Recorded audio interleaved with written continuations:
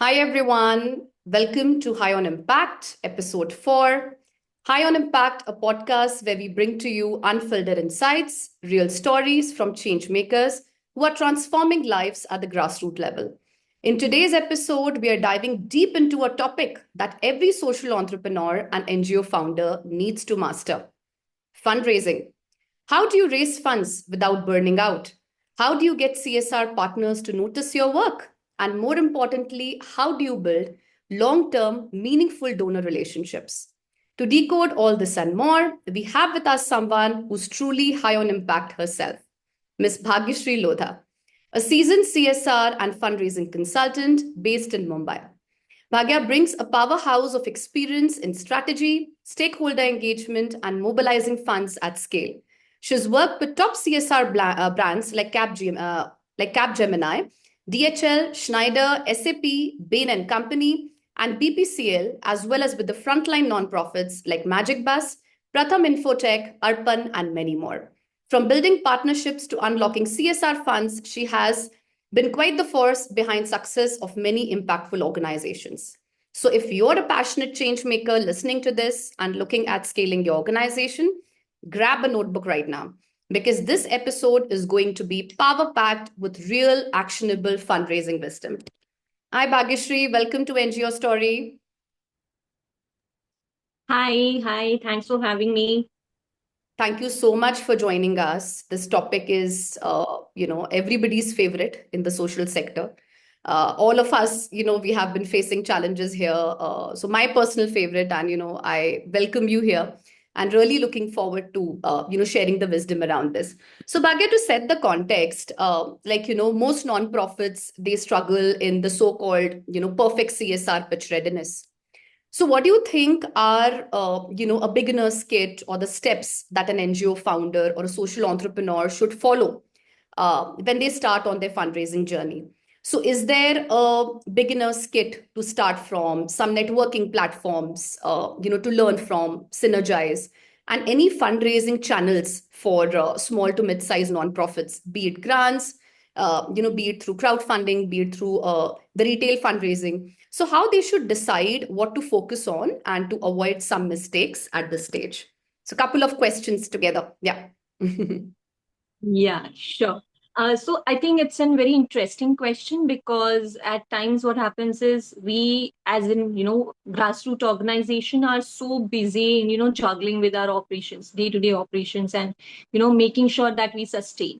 But at the end of the day, we should also realize that, if we need to sustain, we need to have funds coming in on a constant basis. And for that, you need to have a strategy in terms of, what is your current scale in terms of operations. For example, what is your team size, what are the location that you're operating, is there you're looking at increasing your reach in terms of scaling up your projects, or getting into or venturing into different thematics, right? So based on that, I think it is very important to have a fundraising strategy, which also means that setting up a plan in terms of what are your goals for next 5 years, 3 to 5 years, and then say that to scale in so and so location in so and so district, we would need such and such funds. And to if when we have these two things, these couple of things in place, we also understand in terms of what are the funds that we will need to do the operation at this scale, right? And then it is a good time to venture into and looking for fundraising avenues. So there are multiple avenues, like you also mentioned few of them. For example, if you're looking at getting into grants, right? So grants is basically for organization who are looking at project based funding, right? So then looking out for grants is good for them. But if you're looking out for say example, goals, SDG goals, which aligns with what corporates are also doing, then CSR would be a best fit for you. Right. Individuals, because individuals is something that they look at a long term support. So Mhm. sustaining your, so you'll have to design your model according to whom you're pitching for respective fundraising. There are family foundations that are coming up. There is, a lot of opportunity in terms of volunteering, employee volunteering. A lot of corporates have started, making their employees also volunteer for the respective organization that they've tied up. So Yes. that is also a good part of, creating a brand awareness about your organization.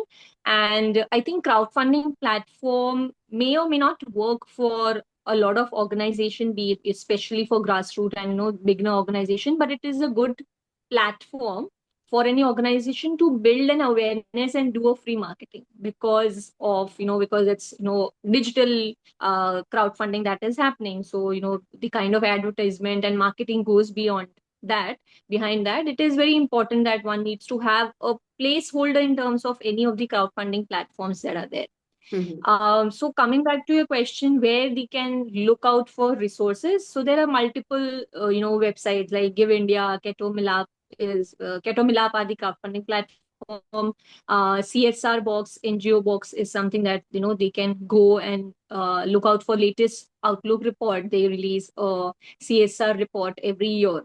So Hmm. based on that, they can see as, what are the companies who are committed to what thematics and what is their fund size. Is there any scope in terms of the location, beneficiary, target groups to pitch to them, Yeah. right? So that is also something that is very important. And I've seen that, with the traditional and grassroots organization, there is an hesitancy in terms of upskilling themselves. Hmm. They're like, we have been getting government grants, which is like 50 lakh rupees to 60 lakh, and we are like kind of okay. But then what happens tomorrow if that grant is not there, right? So you'll Correct. have to be aware in terms of what is in the sector, what is happening in the sector, right? So Right. tomorrow, what, like a lot of organization has to shut down their operation because there was, new regulation or new regime that came out for FCRA donations, Yeah. right? So I think diversification of the funding is also important in terms of, the organization that you're working with, and in terms of obviously a mixed balance of these channels for sustainable fundraising is something that I see a lot of organization kind of miss out. Correct. Very relevant points, Bhagya. And one question that grassroots nonprofits, they do not have their ITR initially. Basically, a track record for, let's say, couple of years to be eligible for, the CSR funding, because only after 3 years they get the form CSR Yeah, 1, which is the license, true. that comes for the Right. CSR funding. So about these nonprofits, which are less than 3 years, what should be their fundraising strategy? Because they are either dependent on their friends, their family, who by word of mouth, they sort of help them mobilize their cause. And when they are trying to set up a fundraiser on any of the crowdfunding platforms like a Keto or a Millap, so using the DIY model is not, that much favorable for them, wherein there is a 3% gateway charge, unlike the advertising model which you just spoke about, which charges about 27% to 32%, right? So that becomes, very much pocket bleeding for them, that, like how we are able to sort of let go of 30% of the funds there. So for such non-profits, what should be their strategy in the context of, should they apply for some incubators? If yes, then what sort of incubators, wherein there is unrestricted grant, right, which helps them build the team so that they can put the money into capacity building, into the organizational design part of it. So what sort of, I mean, a beginner's kit should be there for them, because they are absolutely lonely in their journey, right? I mean, they don't know how to, I mean, they have no track record. So they don't know how to apply for the government grants. They don't know how to make themselves ready for the CSR. Yes, of course, over a period of time, they would evolve, but for those founders, maybe their dream, I mean, it just vanishes, within a year or within 2 years, 3 years, whatever it is. So any tips, for those folks, for those social entrepreneurs? Sure. As you rightly mentioned, that there's a lot of incubator programs that are coming up, which is not only just providing funds to begin with, they're also providing mentorship. They're also providing, they designed and developed cohorts. Like, for example, if you see Social Lens, Social Lens is in itself, is a capacity building organization where they don't they create cohorts where they are doing capacity building of these organization. And then there are, SVP India, for example, is also very active in that phase. There are a lot of other incubator programs like IIM has, emphasis. And then I think to begin with, one needs to understand that there will be a lot of hard work and failures, and we need to be motivated in terms of what are the avenues that we can tap into in terms of fundraising. So obviously, as you said that, before 3 years, you will not get a CSR funding, right? So I would suggest to them that, they should look out for HNIs. Now, by meaning of HNI, I would say that, look out for individuals who have, made their life better in terms of their lifestyle, their income, the financial independence. Reach out to them, and especially reach out to them who are from the community. Right, we all have some people around us who have like made it big in their lives, and people like them they are always looking out for means and ways where they can give back to the society.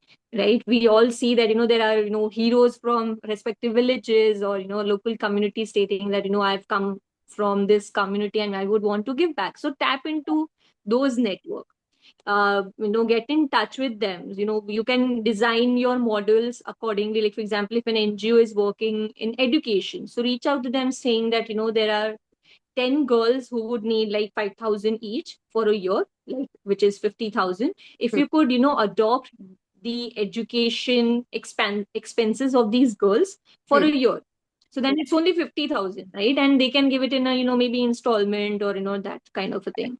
Then I think, employee volunteering, you don't need a CSR form one. So if you can get in touch with your local companies, tell them that we are doing so and so activity. We would be happy if volunteers from your organization can come or maybe take a mentoring session. Yeah. If any organization, so I've seen a lot of this is what something that I've been pitching to a lot of organization to begin with, where they reach out to these employees who have made it like through the interview processes to all these MNCs, right? So Hmm. as a child, I didn't knew how to crack these interviews. What will be the questions? How many people will be there? What are the different interview phases that are there?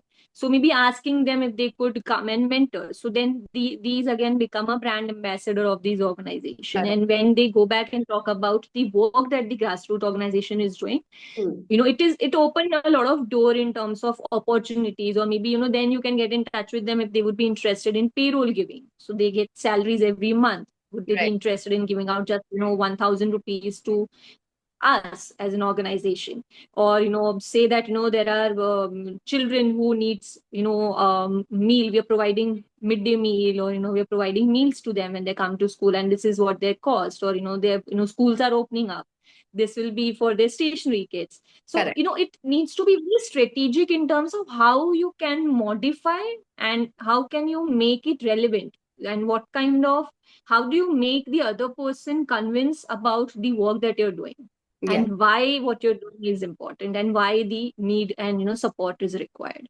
Correct, absolutely, Bhagya. Some really relevant points, and one should build on a pipeline of HNIs.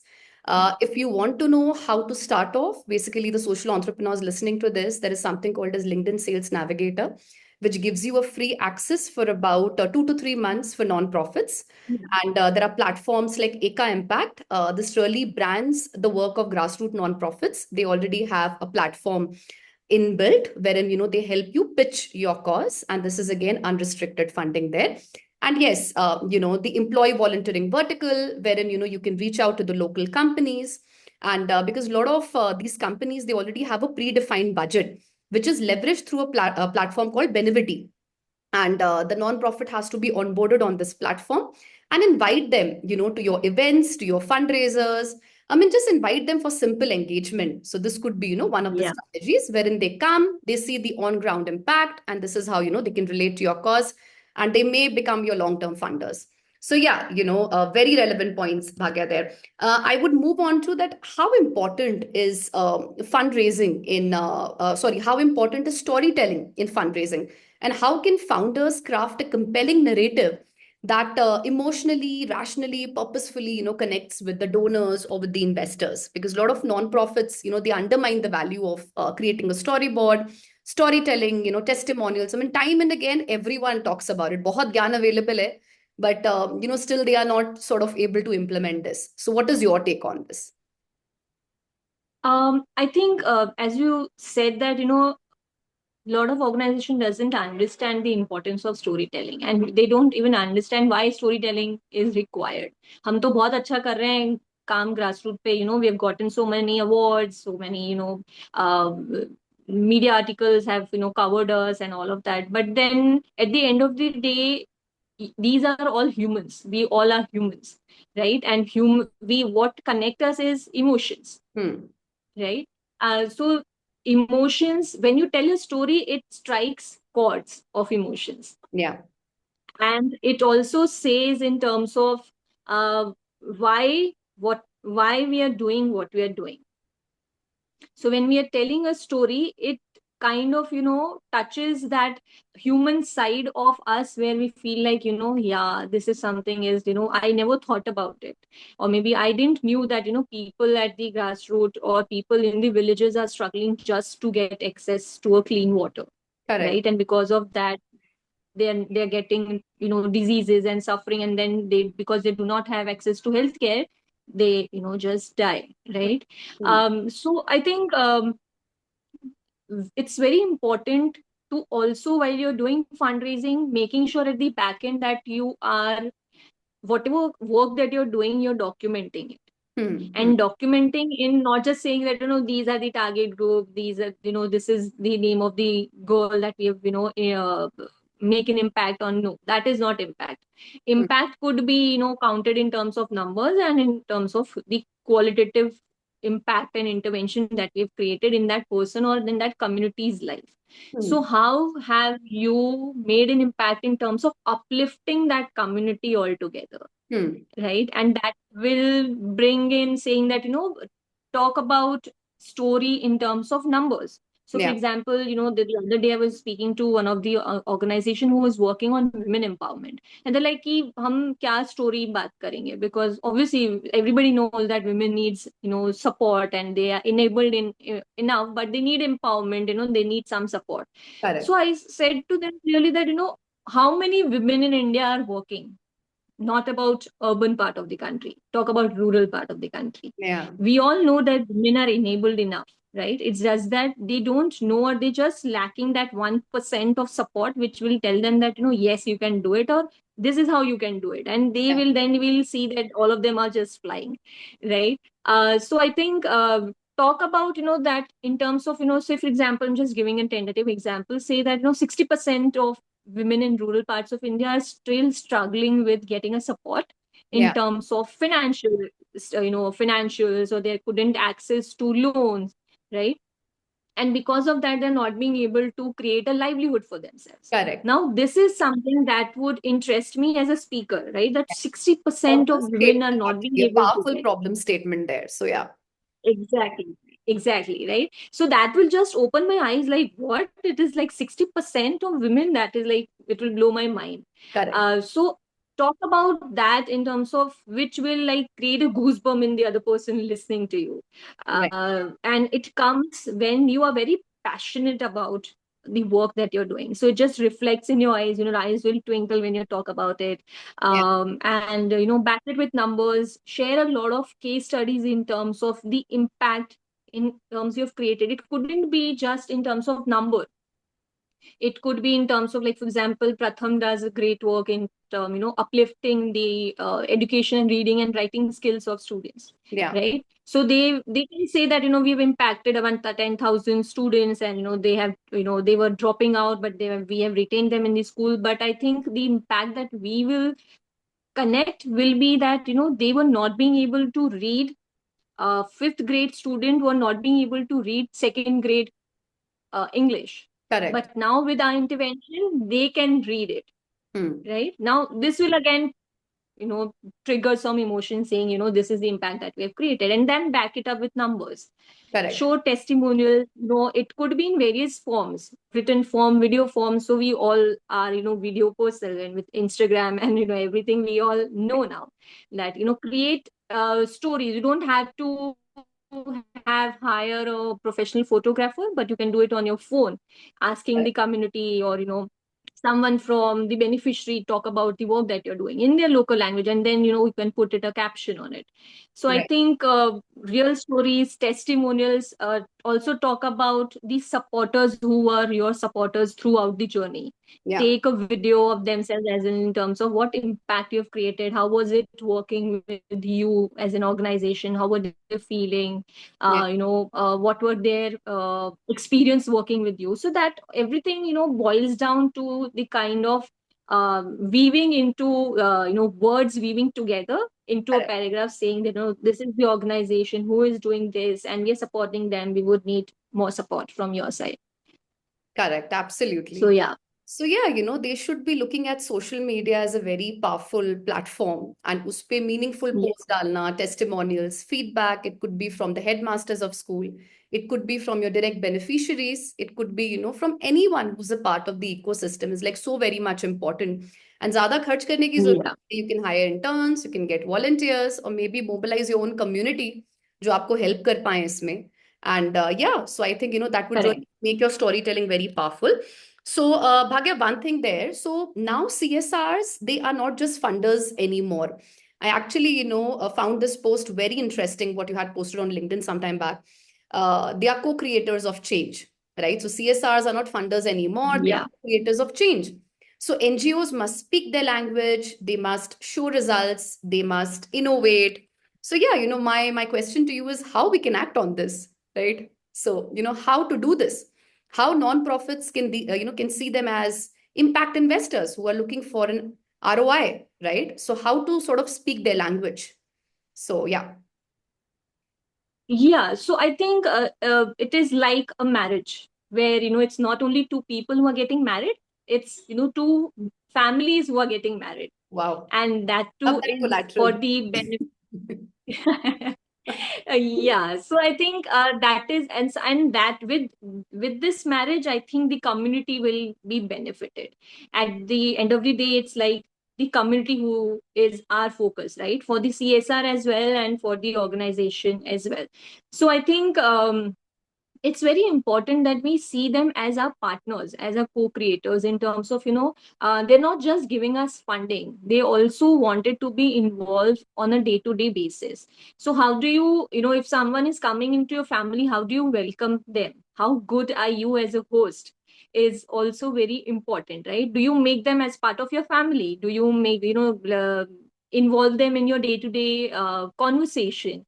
Whatever activities you're doing on ground, invite them as guests. That there is a graduation ceremony, all the youths have passed out our courses and they are moving out, so we would want you to come and maybe just speak to them and motivate them, right? So they will also feel a sense of appreciation in terms of in terms of the association they had with you, right? Make them involve on a regular basis by sharing case studies, for example, from the ground. As soon as you got something that you were following up on a girl who was not coming to school, she dropped out, but then with the intervention of the program manager at the ground, she joined the school, and her parents have agreed to pay her fees, and school has also waived off some fees because they want her to study, right? Right. So just craft something immediately and send it to them.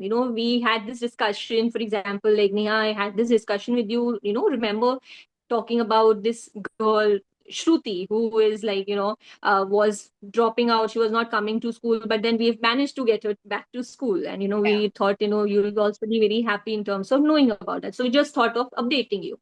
So Yeah. that will immediately kind of create a boost in, my relationship with you. You're like, you're thinking me immediately whenever you have a good news.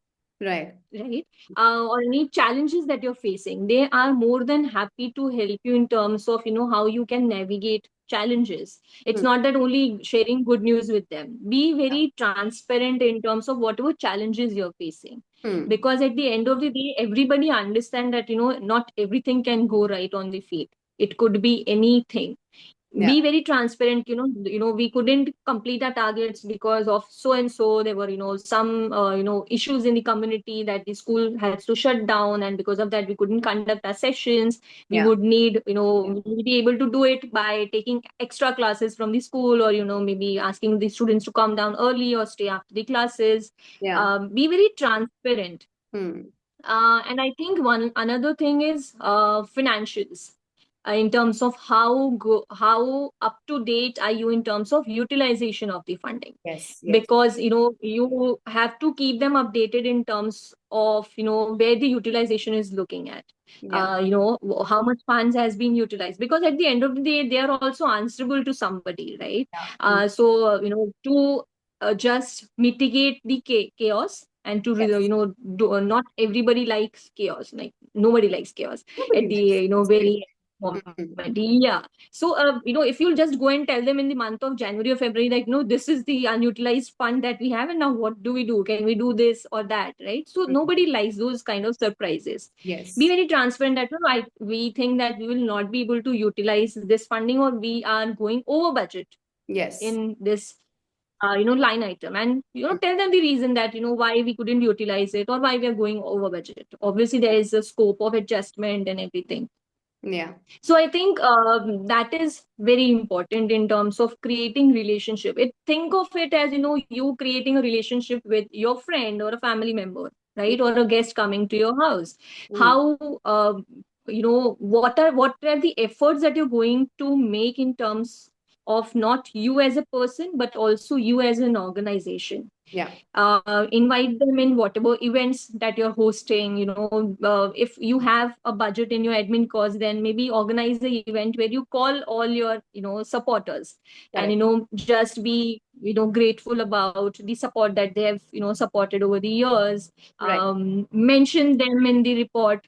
you know uh, so for example, I had done it by myself, saying that there are managers where I was coordinating with, and there was a review meeting where the CSR head was there. So this manager was reporting to the CSR head, and I have also made a point in the presentation in the review meeting, stating that the CSR manager was a great help to me Hmm. at times when I was, a little bit hesitant in terms of ki fund utilization nahi hua hai, or it's going over budget. But then, that person was there in terms of helping me understand ki how we can do it, right? How we can make sure that the fund is utilized before 31st of March. Wonderful. And then that kind of created a good relationship between me and the manager, and also the CSR had appreciated to the manager, which I also felt good, and that person also felt good. And that was a genuine thing. It was not just brushing up something for the sake of it.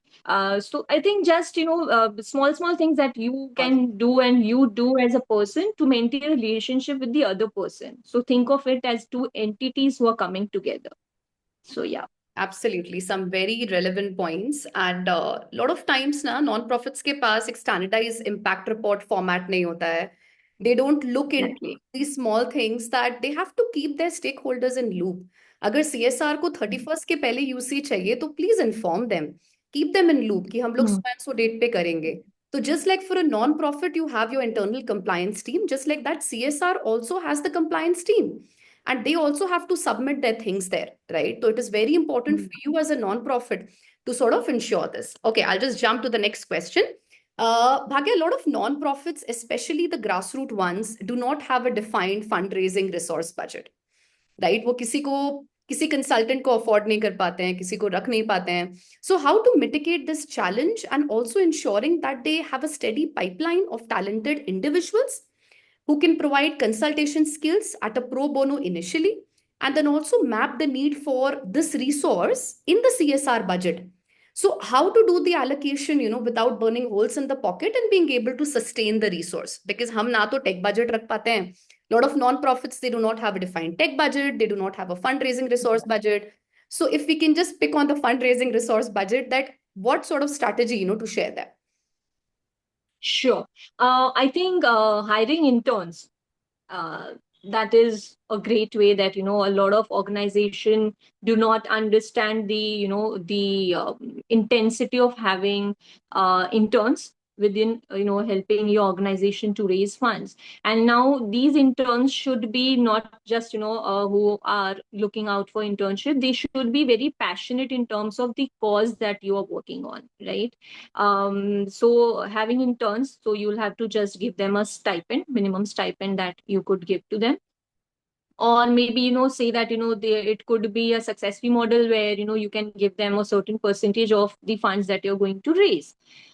Also look out for volunteers. For example, if you were doing a lot of employee volunteering, so maybe reach out to them stating that, would you be interested in helping us do some volunteering activity in terms of fundraising for our cause, right? So I think doing that. And also we at times forget that we have great people, experienced people sitting on our board.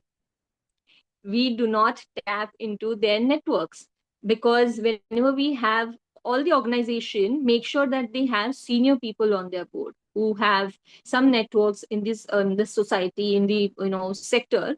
So we often forget that. So I think that is also very important, where we tap into those network again and again, and have a pipeline where we reach out to them on and off. It's not could it no it is not required to be a constantly in touch with them, but obviously quarterly or a half yearly newsletter could go to them, or maybe reach out to them stating that we are looking for funds. If you could help us in raising some, or if you could give us some references, right? That is one way. Another way is, as I mentioned, getting onto crowdfunding platform. That depends on if one is interested to do that. Another thing is getting references from your existing partners. And by that I mean that just regulate or circulate a Google form stating that we are looking for more funds to scale the operation in so and so location or in so and so villages.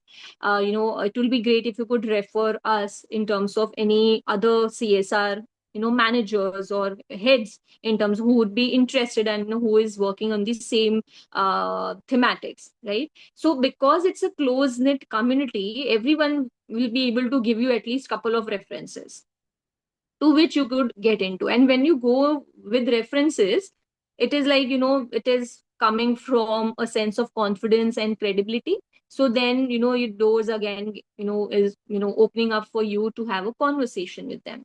And I think constantly getting in touch with people on social media through various modes, like writing, cold emailing, cold messaging on LinkedIn, that could be done.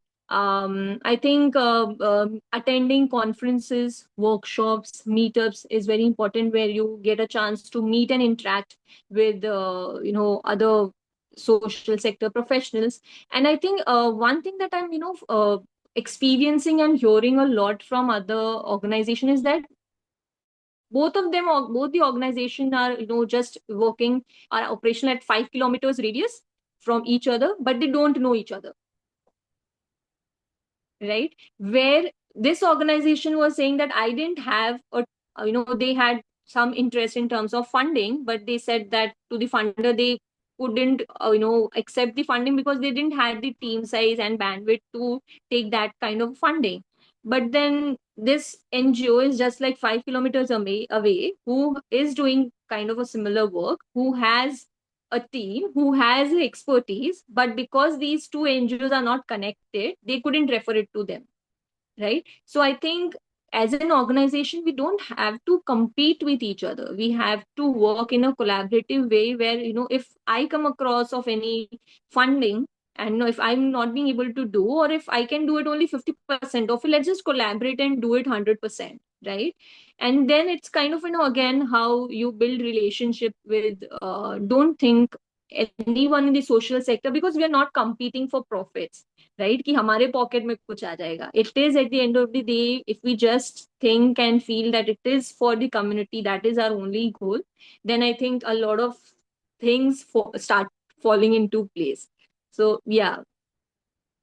Very true, Bhagya. Absolutely. These were some very relevant thoughts there. And yeah, I mean, हम collaborate करके काम क्यों नहीं करते हैं? As in, we non-profits.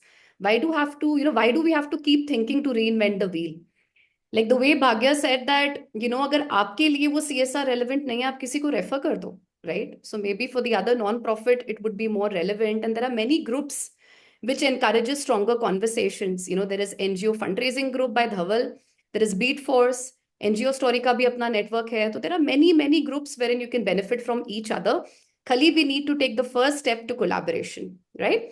So Bhagya, any closing thoughts if folks would like to reach out to you, how they can reach out to you, how they can avail, your expertise, your fundraising wisdom, and yeah. So any closing thoughts there?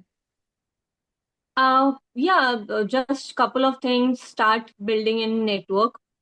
Speak to as many people as you can, and always, keep this thing in the mind where acquiring new funders is more, it needs more resources than retention of the existing funders. So, keep that in the back of the mind. We are all constantly on lookout for new funder, CSR or mil jaye, but what if you'll have to, see what is the potential of your existing funders. If they have a kitty of around 50 crore rupees and they're just funding you 5 crores, why are you looking out for other funders? See something if you could do on the existing project, if you could, do an expansion and get 10 crores from the existing funder itself, right? So I think when you're doing fundraising, that is something is very important. Storytelling, as we discussed in detail very much. And yeah, I am very active on LinkedIn. I think a lot of people already know. So I constantly try and put up posts that is relevant in terms of that could help organization, and that also comes out from my conversation, which I do on a day-to-day basis with NGO leaders, CSR professionals. So yeah, I think that could be a good way to, and I accept all the connection requests and try and respond to all the messages that I get on LinkedIn. So yeah, I'll be happy to help if anyone has any questions or queries I can help with. Right. Thank you so much, Bhagya. Thank you so much for joining us. So, folks, fundraising isn't just about money, it's about building trust, telling your story right, and aligning with partners who believe in your mission. I'll be back with another podcast, High on Impact, with another impactful speaker. Thank you so much, Bhagya. I'll see you soon. Take care. Bye bye. Thank you. Yeah, thank you. Thanks for having